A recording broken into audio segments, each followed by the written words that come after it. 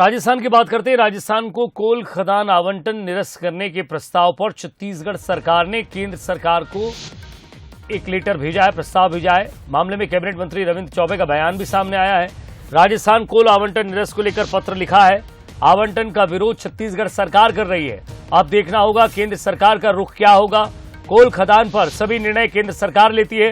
कोल खदान पर केंद्र का रुख सकारात्मक नहीं है। केंद्र की गलत नीति के कारण देश में कोल संकट हुआ। आज विदेशों से कोयला मंगाया जा रहा है। में दिखाई दे रहा है और तो और छत्तीसगढ़ जैसे राज्य जहां कोयला का उत्पादन होता है, यहां भी ऑस्ट्रेलिया और मलेशिया से कोयला मंगा करके निजी उद्योगपति अपना उद्योग चला रहे हैं।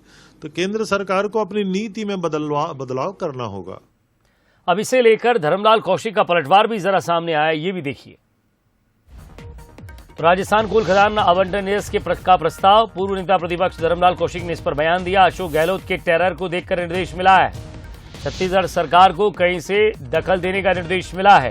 इस मामले में कांग्रेस की अंदरूनी राजनीति भी दिखती है। लेकिन मैं ये कह सकता हूं कि अभी कांग्रेस राष्ट्रीय अध्यक्ष के चुनाव को लेकर के कांग्रेस को जिस प्रकार से छत्तीसगढ़ के मुख्यमंत्री के द्वारा वो अपना जो प्रदर्शन किए चुनाव के पहले, प्रत्याशी बनने के पहले, और उसका जो टेरर दिखा, ऐसा मुझे लगता है कि कहीं निर्देश कहीं से ना हो कि उस मामले में छत्तीसगढ़ दखल दे।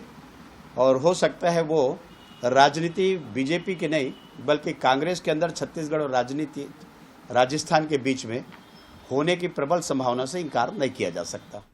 जरा इसे समझने की कोशिश करते हैं और हमारे साथ कुलेश्वर पांडे हमारे संवाददाता हमारे साथ जुड़ गए। कुलेश्वर, जरा इसे विस्तार से समझाइए, क्योंकि कोल खदान छत्तीसगढ़ में थी। राजस्थान को कोयला आवंटित करना है या नहीं करना है, राज्य सरकार को फैसला लेना है या फिर केंद्र को लेना है, क्योंकि केंद्र को चिट्ठी लिखी गई है। जरा विस्तार से समझाइए पूरा मसला क्या है।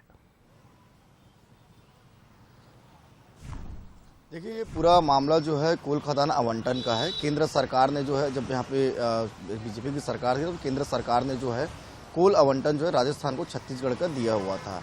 लेकिन ये जो आवंटन केंद्र सरकार ने किया था, इसलिए जहाँ पे ये खदान शुरू होना है वहाँ पे बहुत से लोग रहते हैं। अगर वो खदान को शुरू करना होगा तो वहाँ बहुत से पेड़ की कटाई होगी। इसको लेकर लगातार वहाँ के ग्रामीण जो है विरोध भी कर रहे थे। लेकिन जिस तरह से आपको याद होगा कि कुछ महीने पहले ही अशोक गहलोत भी रायपुर आए हुए थे। मुख्यमंत्री भूपेश बघेल से मुख्यमंत्री निवास में मुलाकात किए थे और राजस्थान की जो वास्तविक स्थिति है कोल संकट के कारण उनको अवगत कराया था। लेकिन सीएम भूपेश बघेल ने भी जो छत्तीसगढ़ की वास्तविक स्थिति है उससे भी अशोक गहलोत को अवगत कराया था कि अगर वहाँ पे कोल खदान शुरू होता है राजस्थान के लिए तो कहीं ना कहीं वहाँ के जो आसपास जो लोग रहते हैं उनको काफ़ी परेशानी होगा। अब ये पूरा मामला जो है फंसते ही जा रहा है। अब जिस तरह से फिर से जो छत्तीसगढ़ सरकार ने केंद्र सरकार को वो कोल आवंटन, जो केंद्र सरकार ने ये कोल खदान को आवंटन किया था, राज्य सरकार इसको आवंटन नहीं की थी।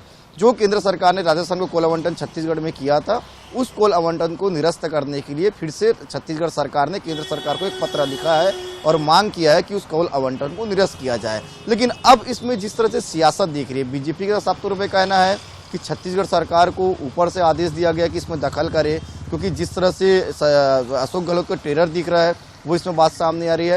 लेकिन कहीं ना कहीं छत्तीसगढ़ सरकार जो लोगों के अनुरूप काम करती है, निश्चित तौर पर अगर वो कोल खदान वहाँ पे राजस्थान सरकार शुरू करती है तो वहाँ के जो लोग हैं उनको काफ़ी परेशानी होगा और वो कई बार गुहार भी सरकार से लगा चुके हैं।